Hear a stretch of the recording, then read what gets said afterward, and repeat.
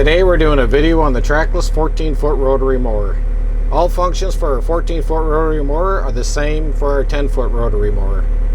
First off, you want to make sure you have your tractor in PTO work mode. Have your sander in the run mode. That way your right hydraulic power will stay on. And your tractor, joystick in A mode. Now lower your attachment, push forward on the joystick. Now lower your wings, hold the blue button, pull back, will lower your wings.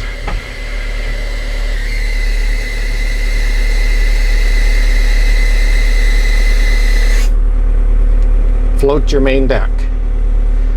Now with your tractor at idle, engage your PTO. When the green light comes on, your PTO is on.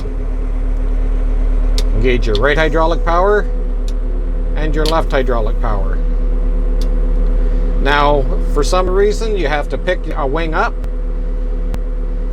Your right wing with your red on, your number 3, if it has to come up, just move it to the left. You can pick up the one wing by itself. Once your deck is over 30 degrees, the wing will shut off. Lower it back down. Re-engage your hydraulic power. Same for your left wing. If you have to pick it up, activate your number 1, your yellow. Move your joystick. When it goes 30 degrees, your wing shuts off.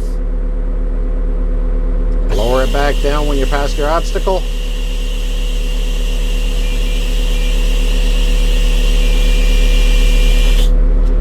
Re-engage your wing. Now to start mowing, go full throttle. Forward. Control your speed with the foot pedal. With your tractor's mower deck sitting flat on the ground, you want to have your top link set so that this point here is about the middle. That will allow your deck to float easier over different terrains.